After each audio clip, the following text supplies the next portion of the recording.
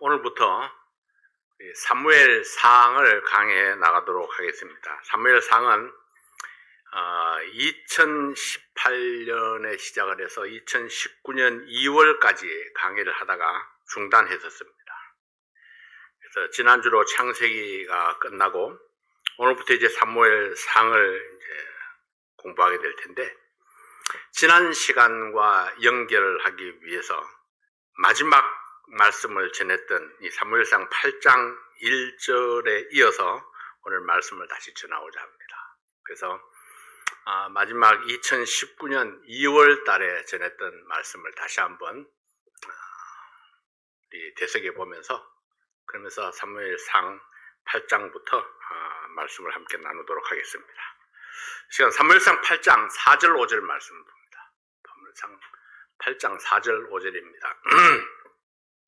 이스라엘 모든 장로가 모여 라마에 있는 사무엘에게 나아가서 그에게 이르되, 보소서, 당신은 늙고 당신의 아들들은 당신의 행위를 따르지 아니하니 열방과 같이 우리에게 왕을 세워 우리를 다스리게 하소서 한지라. 이게 이스라엘에 왕을 세워달라는 요구를 하는 그런 장면입니다. 같이 기도하겠습니다. 아버지 하나님, 감사합니다. 오늘부터 우리 사무엘상을 계속해서 공부해 나갈 때에 하나님께서 사무엘을 통해서 이스라엘의 역사하신 그 놀라운 하나님의 역사하심을, 섭리를 다시 한번 발견하게 도와주시고, 말씀을 통해서 우리의 믿음이 더욱더 견고하게 되고 새롭게 될 수 있도록 도와주시옵소서. 이 시간을 온전히 주께 의뢰합니다. 예수님 이름으로 기도하옵나이다. 아멘. 누가 당신의 왕인가? 자, 이 왕을 세우는 장면인데요. 당신은 누구의 다스림을 받으면서 살고 있는가? 나를 다스리는 그가 바로 나의 왕입니다. 사무엘상 8장은 이게 신정시대에서 왕정시대로 이스라엘의 통치 체제가 바뀌는 과정을 보여주고 있습니다. 이 하나님의 직접 통치에서 이제 사람을 왕으로 세워서 인간 왕을 통해서 다스리는 그런 체제로 바뀌어져 가는 그런 과정입니다. 이전까지는 사무엘의 지도로 인해서 영적 부흥을 이룩했고 종교적으로 정치적으로 안정을 이루고 있었습니다. 이스라엘의 왕은 없었지만은 실제적인 왕은 하나님이셨습니다. 왜냐하면 사무엘이 하나님께 말씀을 받아서 백성들에게 전했고, 또 하나님께서 말씀하시는 대로 사무엘이 그대로 순종해서 이스라엘을 통치해 왔기 때문입니다. 그래서 사무엘의 통치는 하나님의 말씀에 의해서 이루어졌고 하나님의 뜻에 따라서 다스려져 왔었습니다. 그러나 이스라엘 장로들이 사무엘을 찾아와서 다른 나라들처럼 왕을 세워달라, 그렇게 요청을 했습니다. 그들은 세 가지 이유를 들어서 새로운 왕을 요구했습니다. 그것이 이제 오늘 4절 5절에 있는 말씀이죠. 이스라엘 모든 장로가 모여 라마에 있는 사무엘에게 나아가서 그에게 이르되, 보소서, 당신은 늙고 당신의 아들들은 당신의 행위를 따르지 아니하니 열방과 같이 우리에게 왕을 세워 우리를 다스리게 하소서, 이렇게 말씀을 합니다. 첫째는 사무엘이 너무 늙었다는 것입니다. 사무엘이 늙었다 하는 것은 사무엘의 영향력이 떨어졌다는 걸 이야기하는 거죠.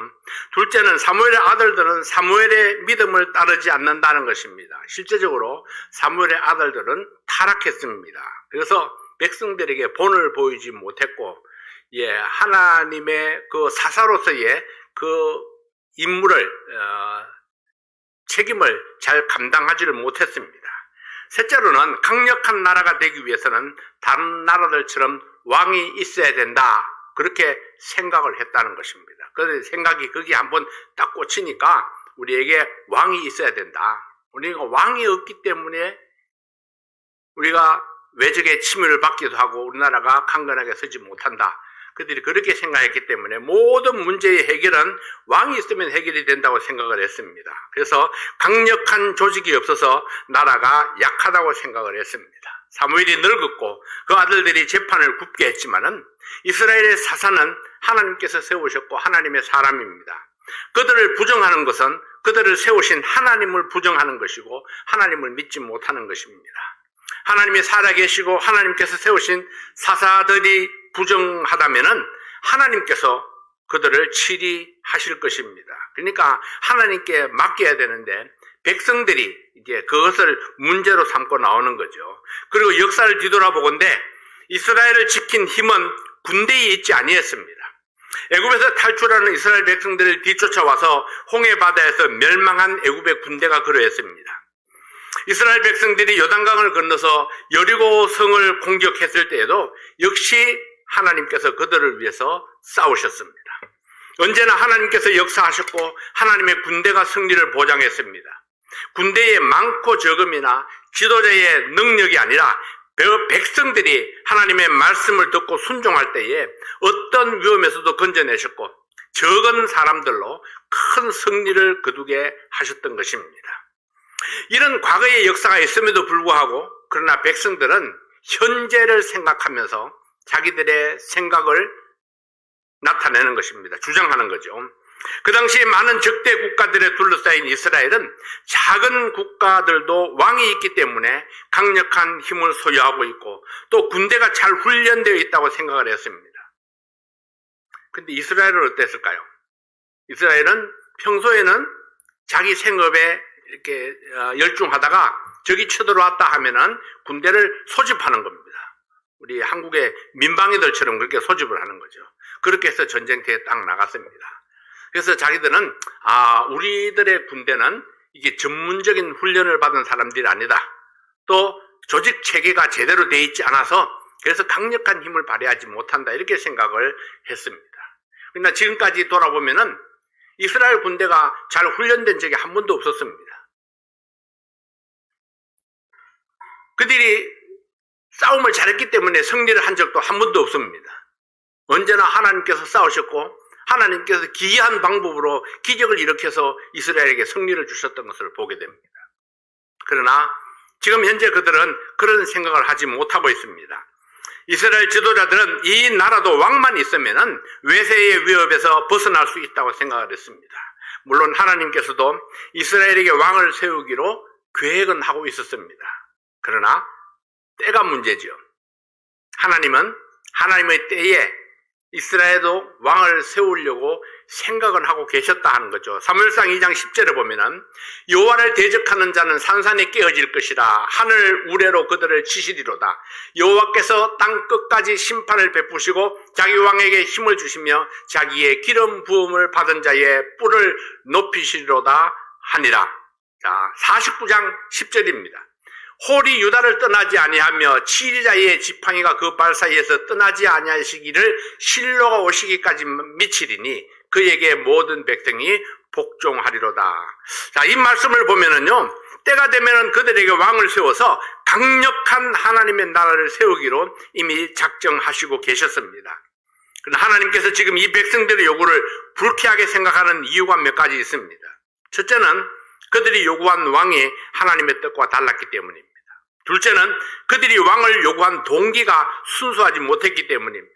셋째는 그들이 정치 군사적 실패의 원인을 외형적인 측면에서 찾으려고 하고 있기 때문입니다.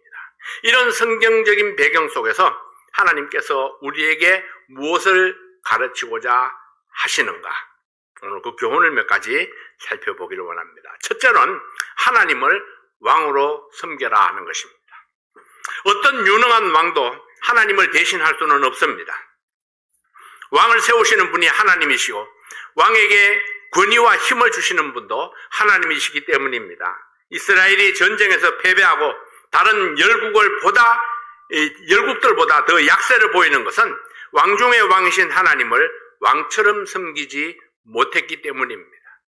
왕을 왕처럼 섬기지 못하면 인간 왕이 있으나 하나님의 왕이나 마찬가지입니다.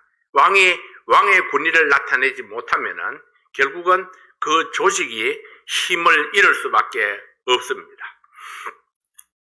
왕을 왕처럼 섬기지 못했기 때문에 왕의 힘을 구하지 못했고 왕의 백성들이 마땅히 누려야 할 평화와 축복을 잃어버린 채 살아왔습니다. 그들은 몰랐습니다. 하나님이야말로 왕 중에 최고의 왕이라는 사실을 몰랐습니다. 자, 이 백성들이 하나님을 왕으로 섬겼을 때에 하나님을 왕으로 섬긴다 하는 것은 하나님의 말씀에 철저한 복종이 있다는 것을 이야기하는 겁니다. 하나님을 경외하고 복종하는 그런 삶을 살았을 때에 이 백성들이 실패한 적이 한 번도 없습니다. 패배한 적이 없습니다. 언제나 하나님을 왕처럼 섬겼을 때에는 승리가 그들에게 있었죠. 그러나 하나님을 왕처럼 섬기지 못하고 불평하고 불만을 나타내고 하나님 말씀에 불순종하고 거역했을 때에 그들에게 실패가 있었던 것입니다. 왕이 있었지만 알지 못했고 왕을 왕으로 섬기지 못했기 때문에 새로운 왕을 요구하는 것입니다. 눈에 보이는 왕, 압제를 당하며 고통 속에 각인되는 왕, 힘을 과시하면서 압박하는 왕, 이방 나라들과 같은 그런 왕을 부러워했습니다. 자, 지금 여러분의 왕은 어떤 분입니까?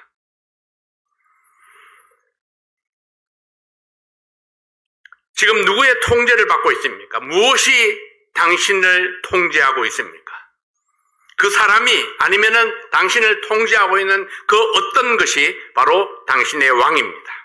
어떤 사람이 당신을 통제하고 있습니까? 물질이 당신을 통제하고 있습니까? 그러면 그 물질이 나의 왕입니다.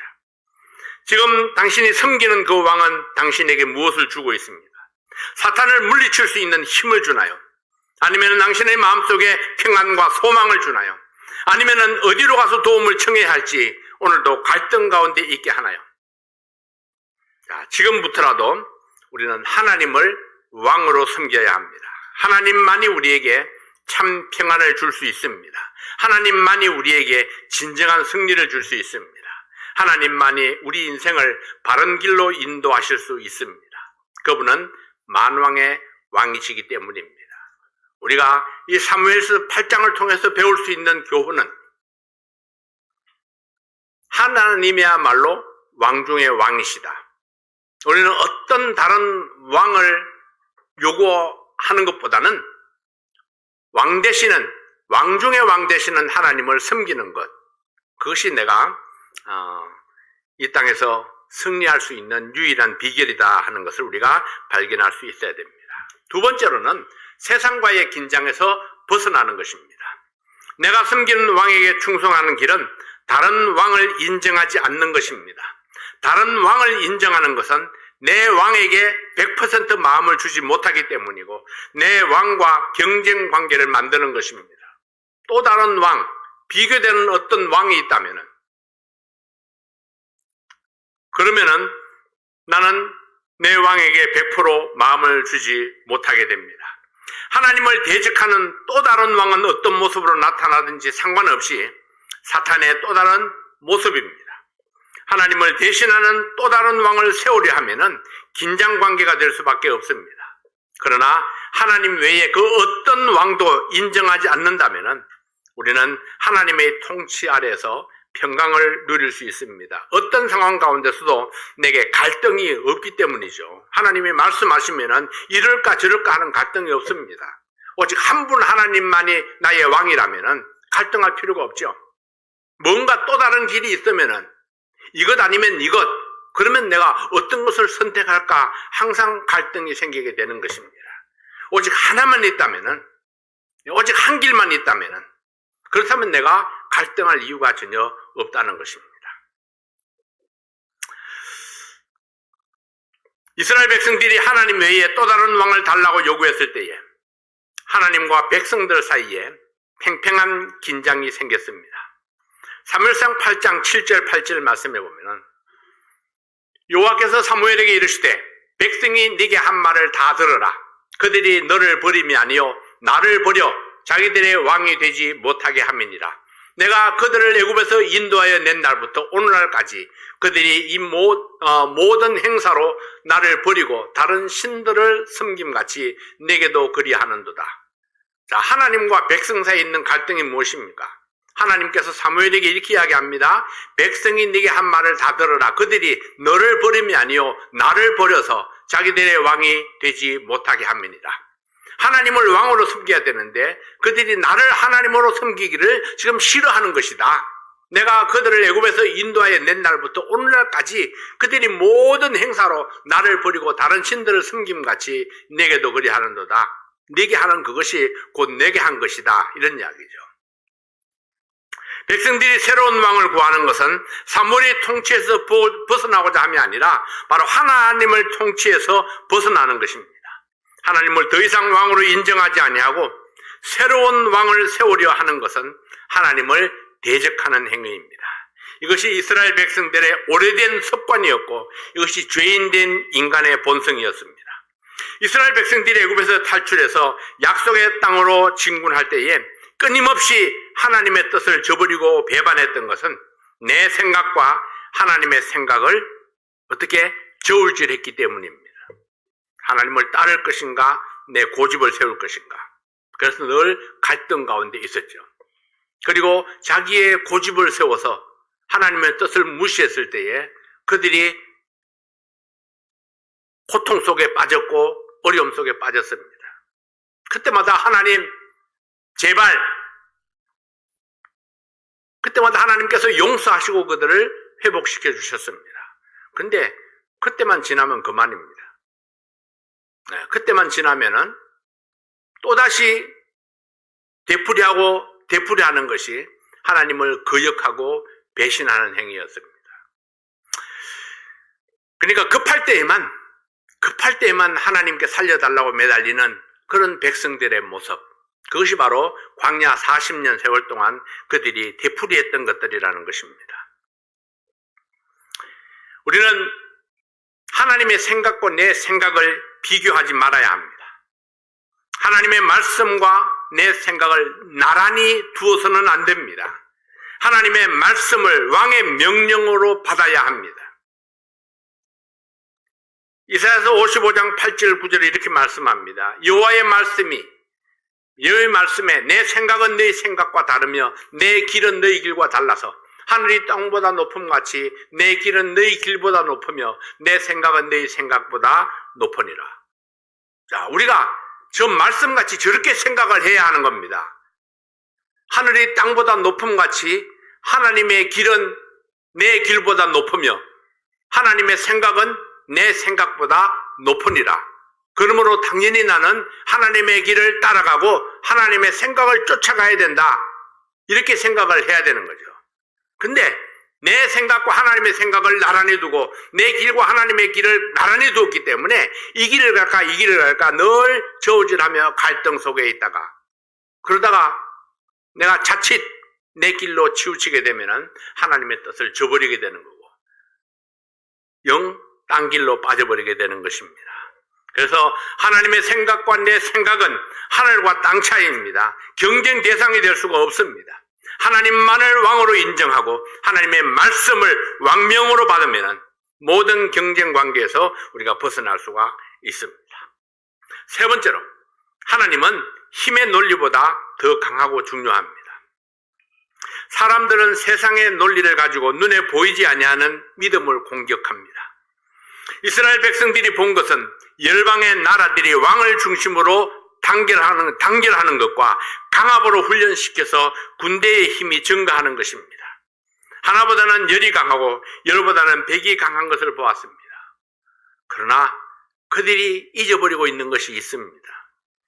그렇게 훈련하기 위해서 얼마나 많은 압제와 고통 속에 있는가? 그 군대를 양성하기 위해서 얼마나 많은 사람들이 물질을 바쳐야 했던가? 그리고 내 아들, 딸들이 얼마나 고통 속에 있게 되었는가를 생각하지 못합니다. 이스라엘 백성들은 어땠나요? 평소에 평화롭게 살다가 전쟁이 일어나면 소집이 됩니다. 그리고 전쟁터에 나가면은 하나님께서 그들 앞서 싸우셨습니다. 양상이 완전히 틀리죠. 근데 사람들이 보는 것은 하나님의 군대가 눈에 보이질 않습니다. 시각적으로 나타나지질 않습니다. 자기들은 훈련받지 못한 연약한 백성들만 보이는 겁니다.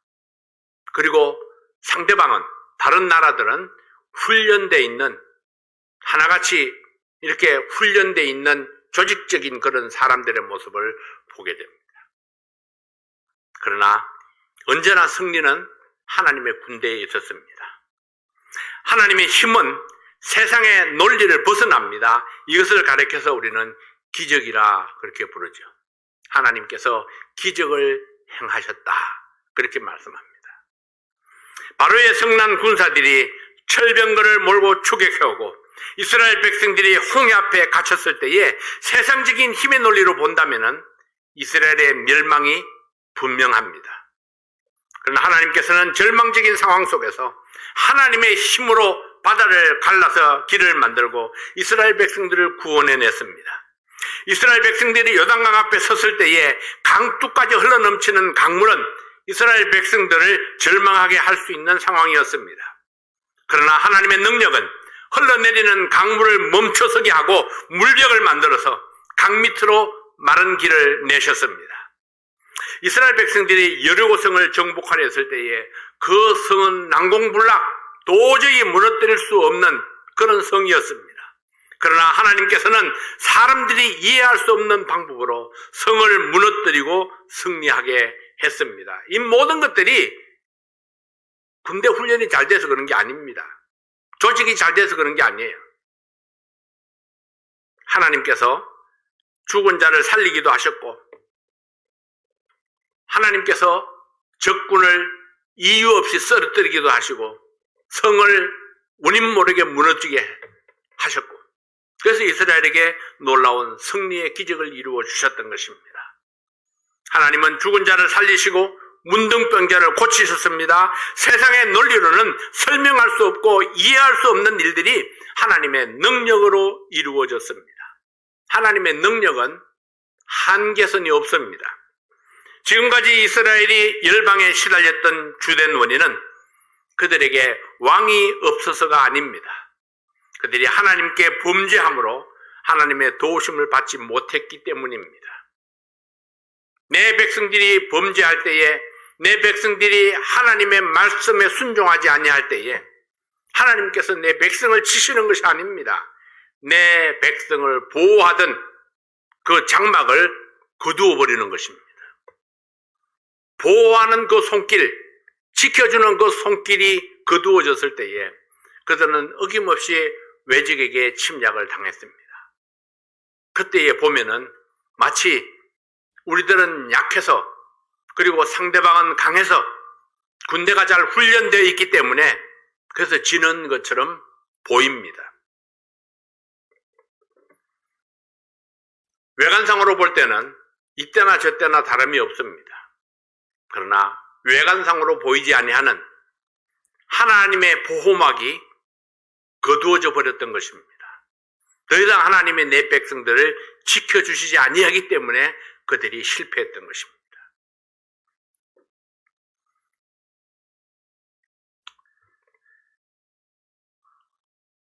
하나님을 왕으로 섬긴다면 왕 되신 하나님은 이스라엘을 지키시고 인도해 가십니다. 하나님이 내 왕이 되신다면 왕 되신 내 하나님은 내 삶을 지키시고 내 인생을 이끌어 가십니다. 그러나 내가 왕을 왕으로 섬기지 못한다면 하나님이 더 이상 내 삶 속에 역사하지 아니하기 때문에 내가 피곤하고 힘들고 지치고 쓰러지는 것입니다. 그래서 우리는 내 능력 때문이 아니라 하나님이 내 삶 속에 어떻게 역사하는가, 하나님이 내 삶 속에 어떻게 관여하는가에 따라서 내가 승리하기도 하고 패배하기도 하고 힘을 얻기도 하고 쓰러지기도 한다는 사실을 우리가 기억해야 할 것입니다. 우리는 문제의 핵심을 바로 볼 수 있는 지혜가 필요합니다. 어떤 문제이든지 문제의 해결은 하나님과 우리의 관계 속에 있습니다. 대적이 아무리 강했어도 이스라엘이 회개하고 하나님께로 돌이켰을 때에는 사사를 중심으로 그 어떠한 대적도 능히 물리칠 수가 있었던 것입니다. 하나님과의 우리와의 관계, 그 관계가 우리에게 승리를 보장합니다. 사랑하는 성도 여러분, 하나님보다 더 유리하게 보이는 것이 무엇입니까? 눈에 보이는 허상에 우리는 속지 말아야 합니다. 진정으로 나를 위하고 최후의 승리를 거둘 수 있는 비결은 하나님을 나의 왕으로 모시고 섬기는 길입니다. 왕 대신 하나님의 말씀에 순복하는 것입니다. 누가 여러분의 왕입니까? 누가 여러분에게 영향을 미치고 있습니까? 여러분은 무엇으로부터 영향을 받고 있습니까? 나의 왕, 나의 하나님. 오직 하나님께 영향을 받고 하나님 말씀으로 결단하는 하나님의 백성이시기를 바랍니다. 여러분 안에 왕의 자리는 어디 있습니까? 누가, 무엇이 왕의 보좌에 앉아 있습니까?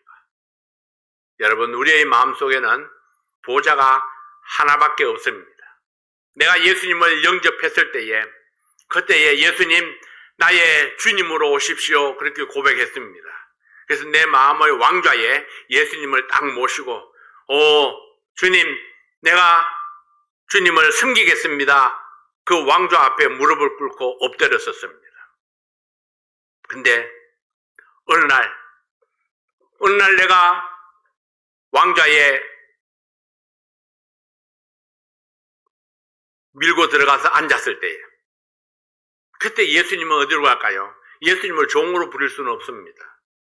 그러면 예수님은 그 왕좌에서 밀려나서 의자 밑에 숨습니다. 더 이상 간섭하지 않습니다. 나타내지 않습니다. 내가 왕이 되어서 내 인생을 이끌어 가려고 할 때에, 그때에 여러분, 우리가 기억해야 됩니다. 내가 사탄보다도 더 지혜롭다면 문제가 없습니다. 내가 사탄보다 더 힘이 세다면 그것도 문제가 없습니다. 내가 승리할 수 있을 거예요. 근데 중요한 것은요, 사탄은 영적인 존재, 나는 연약한 육신, 풀과 같은 존재입니다. 나보다 더 영악하고 지혜로운 것이 사탄입니다. 나보다 더 힘있고 강력한 것이 사탄입니다. 사탄의 조직력, 세상의 모든 악한 자들이 다 그 조직에 부합되어져 있습니다. 내가 이길 수 있는 찬스가 없습니다.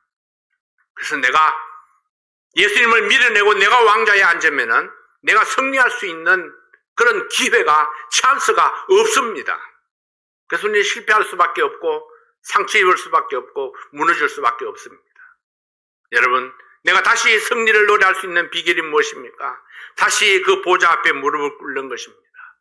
예수님, 내 주님, 나의 주인님, 제게 말씀해 주십시오. 제가 섬기겠습니다. 그 하나님 말씀 앞에 복종하고 엎드릴 때에, 그때에 다시 하나님께서 우리의 삶을 이끌어 가시면은, 하나님은 사탄보다 강합니다. 세상의 모든 힘으로도 하나님을 무너뜨릴 수 없습니다. 왕중의 왕이신 하나님, 그 하나님께서 우리의 삶을 이끌어 가신다면은, 그러면은 우리는 언제나 우리가 승리를 노래할 수 있습니다. 여러분, 승리한다는 것은요, 큰 부자가 된다는 이야기가 아닙니다. 아프지 않는다는 얘기가 아니에요.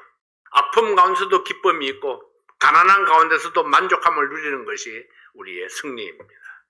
그래서 우리의 삶 속에 우리가 매일매일 아침에 기도하면서, 하나님, 오늘도 행복하고 즐거운 하루가 되게 해주십시오. 저는 그렇게 기도합니다. 행복하고 즐거운 하루, 내 마음속에 기쁨이 있고 평강이 있는 그런 하루가 되기를 저는 기도하고 있습니다. 그것이 바로 우리의 승리이기 때문입니다. 기도하겠습니다. 아버지 하나님, 감사합니다. 오늘도 주님께서 우리와 함께 하심으로 우리에게 놀라운 승리의 하루를 허락해 주셨습니다. 하나님을 왕으로 섬기고 우리가 주님이 주님 되게 하는 것이 바로 우리의 승리의 비결임을 믿습니다. 아버지 하나님, 하나님께서 우리 마음속에 두신 그 놀라운 평강을 계속해서 지켜나갈 수 있는 저희들 되게 하여 주시옵소서. 우리 사랑하는 모든 성도들이 가정에, 또 사랑하는 성도들의 마음속에 하나님께서 주시는 평강이 넘치게 하시고 기쁨과 감사가 있는 그런 하루하루가 될 수 있도록 도와주시옵소서. 예수님 이름으로 간절히 기도하옵나이다. 아멘. 찬송하시겠습니다.